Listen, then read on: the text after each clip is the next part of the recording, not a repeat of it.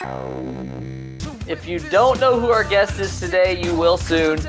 He's been making waves on the wrestling scene ever since he's arrived. He's a singles wrestling star, a tag team specialist. He can also go intergender if you're into that sort of thing.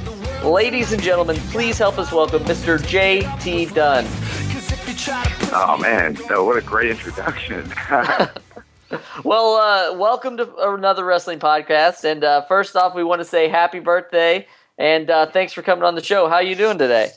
Man, thank you very much. I'm glad to be here. I'm doing really well, man. I'm doing really well. Awesome. So, we're based out of the Northeast, where you spend a lot of time wrestling. For people who may not be familiar of your wrestling, can you tell us a little bit about how you got into the wrestling business? Yeah. Well, this is I'm about to be 26.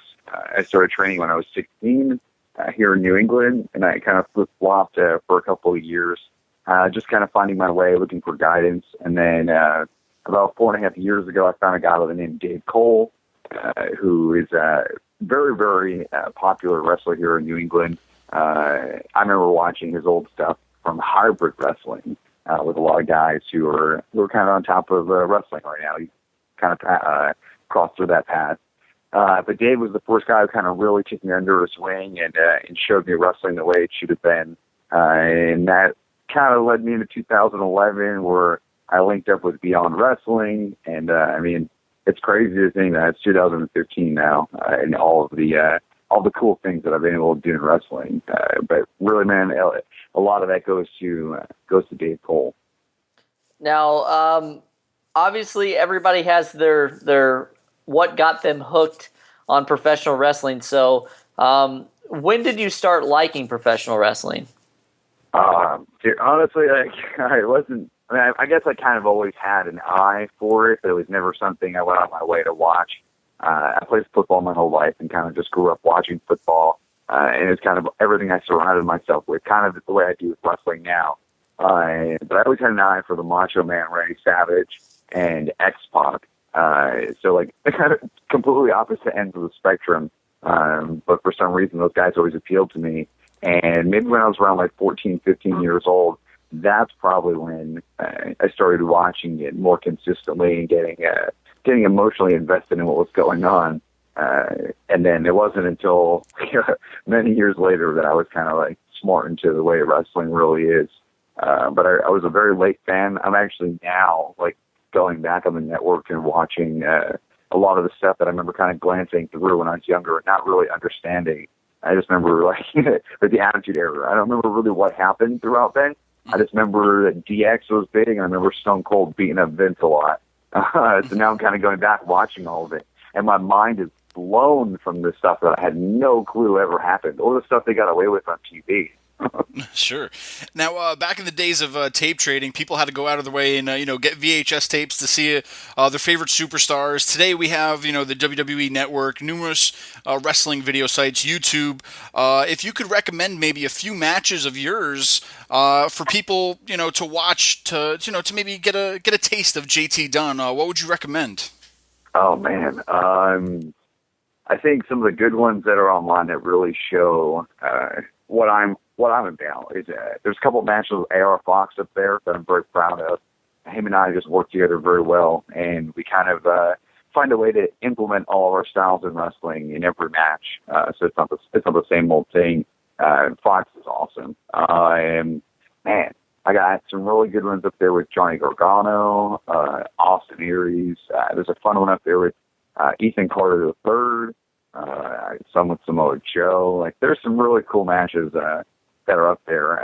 I mean, I have pride in a lot of my work as of now, so I'm confident enough that if somebody just went on YouTube and searched my name, they're gonna. I mean, there's probably some really bad stuff from years and years ago, but I'm confident now if they find recent stuff, and I think they'll dig it. Awesome. Now, you're currently wrestling on the independent scene, which is just exploded over the past couple of years. What are some of the biggest challenges for maybe you that come from being an independent wrestler? Are you talking like within wrestling or just being a wrestler in general?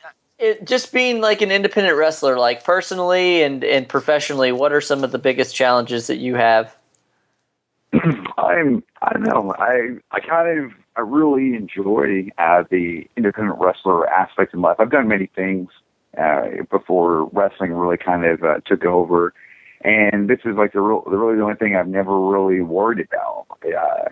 I don't know. I don't know if that's a weird way to put it or anything like that. But I mean, I'm satisfied in what I do, and I know what it takes to go into it. So, like having to go to the gym consistently, being on the road traveling, like sacrificing a ton of things, like missing holidays or anything like that. Like I'm just so accustomed to it now that I mean, to other people that sounds like hardships and like things they don't want to have to deal with. But I mean, I'm just so used to it at this point.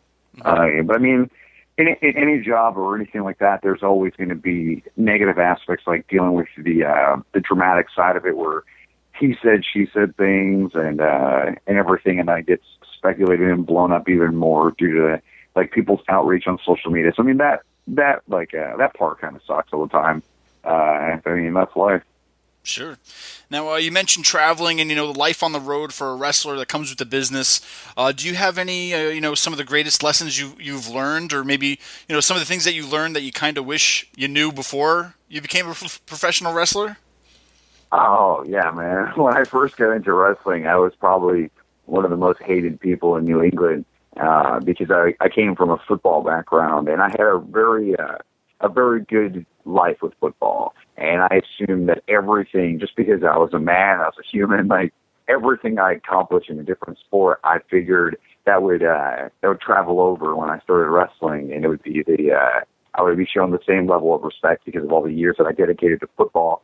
And then it took me a long time to realize that that's not a thing, that doesn't happen. So I made like a lot of enemies, and that's why I was so grateful when I finally met Dave, and that was years after being involved in wrestling. So I spent a long time in the doghouse, and I just kind of didn't know what to do. I didn't even know what I was doing was really wrong. And Dave pulled me aside one day and just kind of laid it out for me and just told me, like, if you don't smart up, man, you're gonna be done wrestling real fast. So, I mean, I wish somebody would have did that for me years ago. Just explained etiquette, respect, the rules, because there's rules that everybody kind of goes by, and there's just unwritten rules that you know if you know, and I didn't know any of those, and I broke every single one of them. Now, we mentioned it earlier. As far as your wrestling style goes, you're a very successful singles wrestler, tag wrestler, and intergender wrestler. Do you find it difficult kind of switching between all those different types? Or is it once you're good at one, you're kind of good at all of them? I mean, they all are definitely very different, but I don't think I approach any of them with a different mindset. Like when I'm doing let's say a singles match with a guy as opposed to an intergender match where I'm wrestling against a female, I don't approach it like it's any different because it's just a professional wrestling match. I know that the person I'm in there with has sacrificed and trained and overcome obstacles the same way that I did. So I'm not going to treat one worse than the other because they're male or female. And I think that's something that really helped me stand out a couple of years back. I mean, even in the last year with a lot of the intergender work that I did. I mean, there's always going to be a downside because it's a man hitting a woman and a woman hitting a man. But I think I did it in such a creative, tasteful way that I kind of really flew under the radar when people throw out a lot of the critiques and the negative aspects of intergender male and female wrestling. But I think like the fans who appreciate it really know how far I went to just make everybody that was involved love it as much as possible. And tag team wrestling itself is its own wild beast. It's crazy because there's so many more elements involved into it, and there's a different level of thinking because not only do I have to think for myself, but I have to think for my tag partner and cover his mistakes and be willing to know that he's going to cover mine if I make some. And right now, I'm completely lucky to be teaming with Chris Hero. So I'm learning from one of the best that's pretty much ever done it. Sure, and just briefly about the intergender wrestling. Was it difficult for you to watch Kimberly during her match against Chris Dickinson earlier this year? I wouldn't. I mean, it's uncomfortable, yeah, because it's just a person being hit in the head with a chair and thrown across the room. Like, that sucks. But I mean, she's very smart, and she wouldn't put herself in a situation that she didn't believe that she could come back from. And she's a trained professional wrestler. I've seen her give out far worse. So I mean, it's really it's just wrestling. Now, as far as we spoke about your intergender career, but you've also been part of several successful tag teams over the years. Your current tag team partner is none other than Chris Hero, and we've heard you mention in interviews that you really look up to Chris. What's it like working with someone that's meant so much to your career? It's a dream come true, man. And I'm like, honestly, I never thought I would be in these situations in my life. I mean, when we start wrestling and we move forward, we think of dream matches and dream scenarios and guys that we'd love to be in the ring with.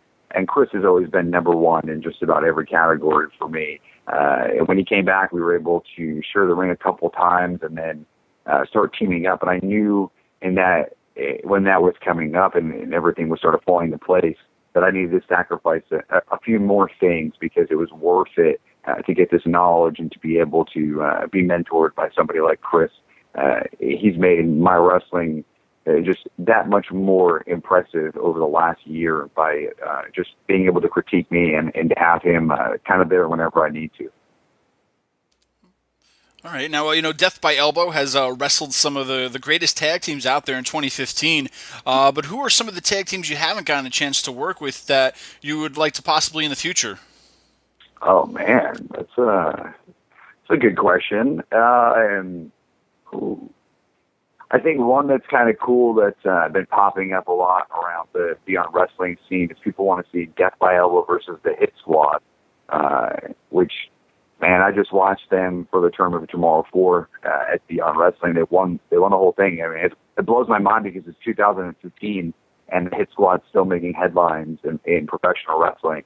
And to see those guys, man, they're so humble and they're so respectful, and just the way they carry themselves is it's crazy because wrestling is a wild monster, and those guys have seen it all, and they're still there, passing on knowledge, having on these matches that are just absolutely incredible. So it'd be really cool to get in there with the Hit Squad, just for like nostalgia reasons. And I'd like to do that soon because who knows how long the Hit Squad's going to keep throwing people into walls and stuff. I'd love to get back in there with the Young Bucks. I think our match that we had at American Rana was really, really fun, and it was a culmination for a lot of things for me. I'd like to get in there with them again.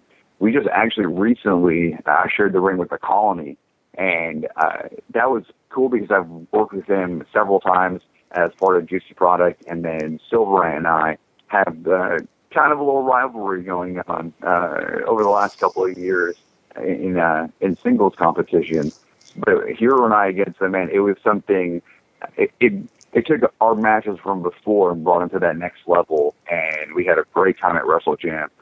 And they're guys that I'd like to get in the ring with a lot more often. Awesome. Now, for most people who get into the wrestling business, WWE is the main goal. With so many of your friends and peers either coming there or going from there, would you be disappointed if you never made it to the WWE? No, I wouldn't. I don't know. I don't know what life has in store for me in that aspect. If I'm supposed to go to WWE or whatnot. I mean, only time will tell. And I kind of get to carve my own path there. And if it's somewhere that I want to go, then I know how to get there. And if it's something that I'm not interested in, then my path just won't take me there. But man, I would be content right now if wrestling stopped. I've done so many cool, amazing things and seen so many amazing places, and I have so many memories I can hold on to. And this is all something that I never really thought was going to turn into anything this serious. I mean, hopefully I have many more years to come in professional wrestling. But man, I love it. I'm back in Providence right now and running a school again. So it's like everything is kind of just falling back into place. And I feel really good about wrestling right now. Definitely. Now a lot of mainstream wrestling has come under fire lately with what many fans are saying is a lack of creativity. What are a few things that are currently wrong with maybe mainstream wrestling these days? Do you have any opinion on that with what they're doing? Man, I think everybody is just they're too involved in being a critic, and I think they kind of just need to sit back and let everything unfold. There's nothing wrong with what they're doing because they're the ones who kind of dictate the pace on what actually happens. Mm-hmm. I can't say that I keep up with everything as much as I used to. But from what I see, and I just watched recently, man, I'm entertained. There's guys on there who were told that they were never going to be on TV. They were never going to be successful in wrestling. And there they are, changing everything that we know about wrestling. And I think that's something that's really cool. And when we get little glimpses of hopes like that, I think people tend to forget about it after a while and kind of fall back into hating everything until we're getting something a little bit like that. But man, I'm happy with the way wrestling is overall. Like everything you see on TV, I mean, it's great. Everybody's working hard. Man, there's always going to be silly characters and silly storylines and stuff like that. But you just got to really appreciate it for what it is. Sure. Now, we mentioned earlier that you get to wrestle a lot in the Northeast, and we get to see, all over the place. You mentioned Beyond Wrestling, but soon you'll be appearing for Northeast Wrestling. You will be going against somebody named Flip Gordon. Do you have any thoughts on this match or anything that you think he needs to know before you get into the ring with him? You know what, man? It's really cool to be debuting for Northeast Wrestling. It's been a place that I've wanted to get into for a very long time, and I'm happy that it's finally happening. But Flip Gordon, man, I think he already knows who I am. He's seen a lot of me recently, especially coming back up here to the Northeast and really just giving my hands back into the pot. I think he knows. He knows what to expect. He knows I'm going to bring my best. He's been there before, I believe. So he kind of, I kind of notice when he's at places, he falls into a little groove and kind of just does his thing. And that's not my style. So when I get there and I kind of show him exactly what professional wrestling really is, I think it's going to hit him pretty hard. Lightning round. 2015 was an amazing year for you. What does 2016 have in store? Everything and then some.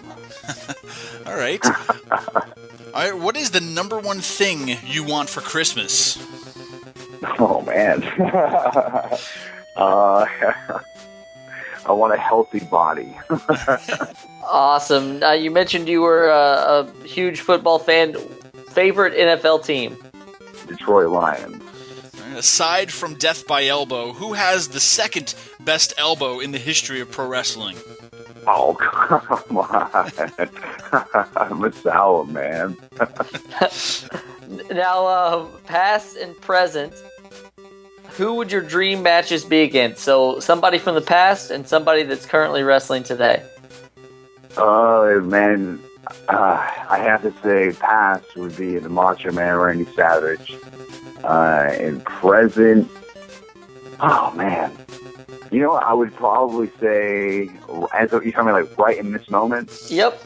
I'm going to go with Kevin Owens. I feel that would be awesome, and it's something I really wished happened beforehand, before he went up there to do big things. That would be a really cool one. All right.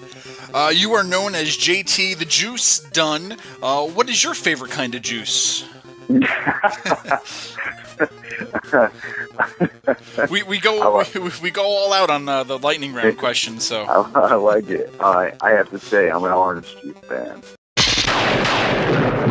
We want to thank you so much for coming on today. We know that you've got a lot of social media presence, maybe some T-shirt sales and all that stuff. So can you tell us where we can find all of that?